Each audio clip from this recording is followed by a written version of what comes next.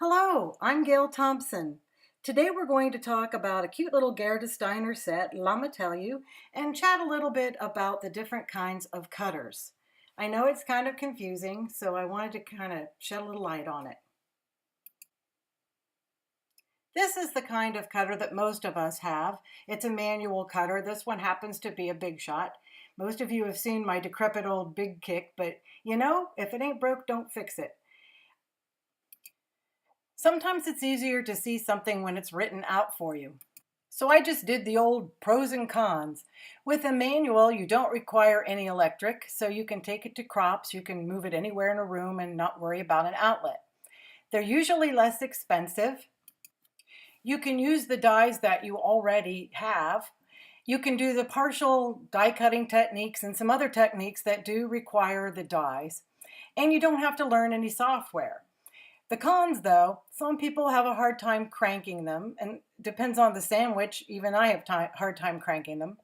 And if you have only one die, then you have to do it over and over and over again to do multiples. The manufacturer of the die decides the border width. For instance, some companies allow a 1/4-inch border around, or maybe an 1/8-inch border around, of white, and the other ones might have actually cut on the line. And it depends on your preference and what technique you're doing, how you would want that done. But you don't have any choice with the dies. And it can be hard to position those dies until you practice because of the borders. You might chop into something that you didn't want to and ruin it, but you can learn it if you practice it. Now, technically, this isn't an electric cutter. It's probably electronic, but for our purposes, I'm going to say electric to differentiate it from the electronic that we'll talk about in a minute.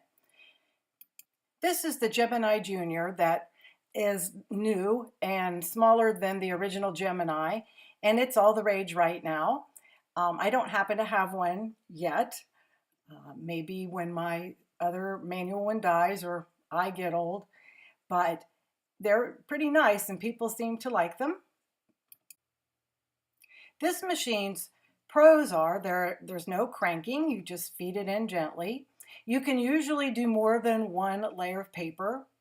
You can use the dies you already have and do the same techniques with the partial die cutting and etc. And there's no software to learn because it doesn't hook up to anything. The cons would be it requires electric and is not as portable because you can't take it anywhere in the room. Plus it's heavy. It's a little more money unless you find a deal.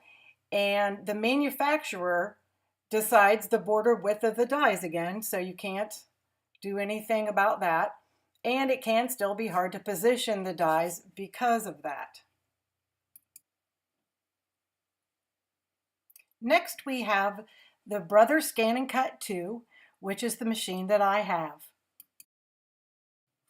The pros to this machine are there's no cranking. You can do tons of multiples all at once. It has an onboard scanner that you can use for other things if you needed to. It hooks up to Wi-Fi and other computers. You can choose your border width. You don't need the regular steel dies, except for I would still always have another machine for the other techniques because it's simpler sometimes just to use those dies. And you can make your own designs and save them, send them to your computer, whatever you manipulate them, whatever you want to do with them.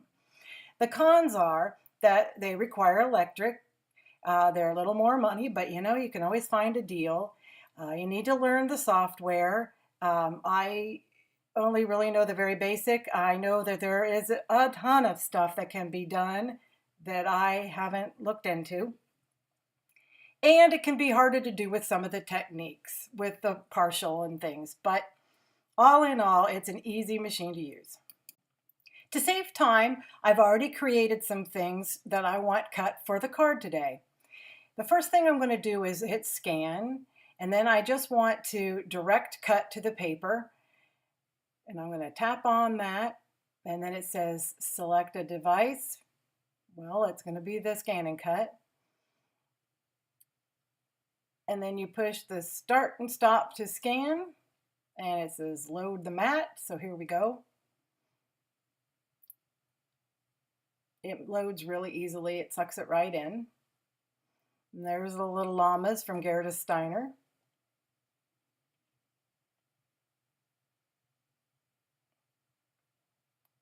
And here we go. It's just going to scan a picture. I'm keeping this all in real time so that you know how long it will take.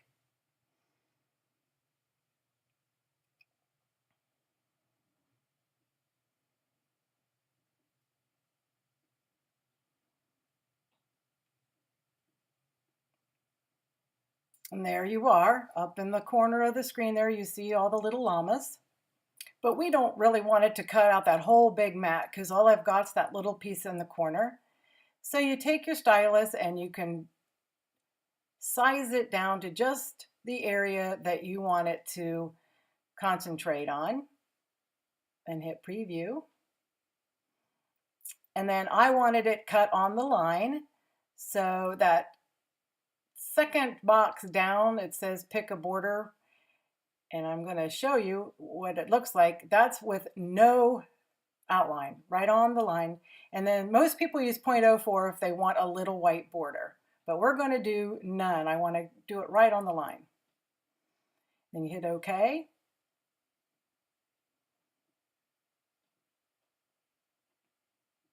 And then you hit cut.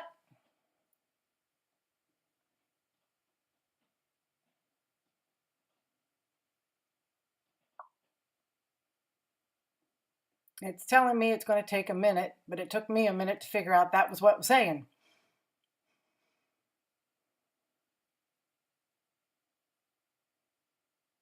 I have to say, it is a little noisy. I wouldn't do it if I had a baby sleeping in the room next door. But cutting out all that little hair on the llama's neck and things, fussy cutting that would take forever if you wanted to do multiples. So this is an awesome way to go.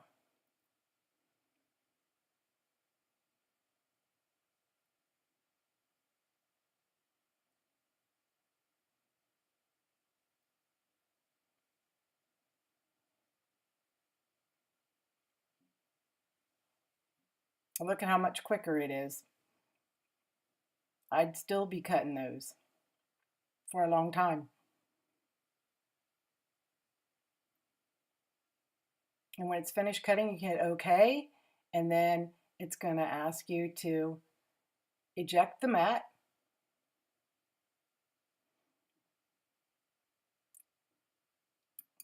Then it's just a matter of picking them up off the mat using a spatula. And there's my little llama.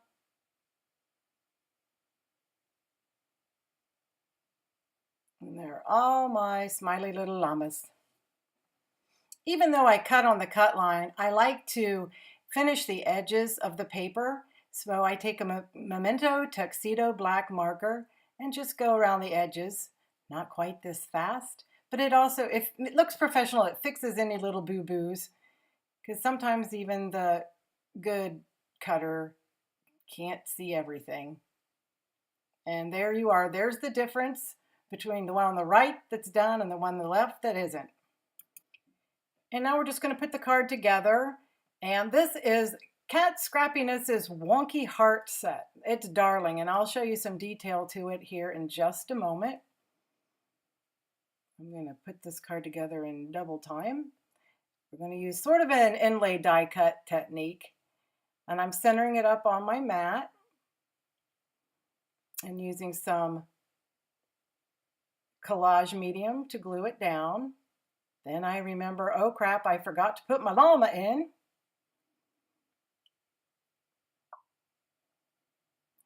I didn't want to have the base of him showing. That's why I put a black line on there so the scan and cut would see it. I don't think I really had to do that. Now my llama's in there, and he's kind of in there wonky because he's wonky too. And I just used some paper that I had splattered, and it was just leftover scraps. And I put something hard, heavy on there to dry.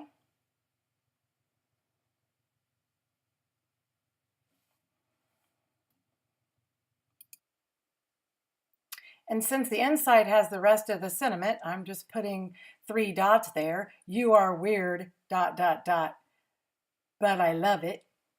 And I'm going to cut this down. I'm going to lay it on my mat here so I can make sure I'm cutting it straight.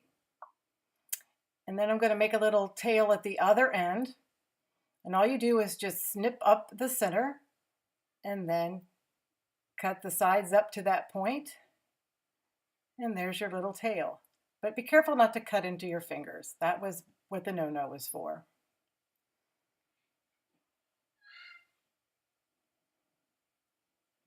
We'll just quickly glue this on.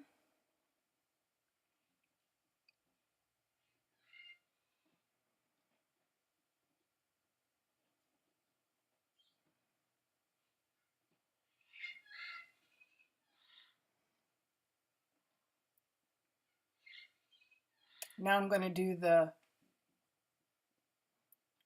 "And I Love It" on the heart on the inside. It's just another one of those die cut stitched wonky hearts. I'm using a Gina K acrylic block. I really like it. And I'm just adding an exclamation mark there so that they know we're kidding.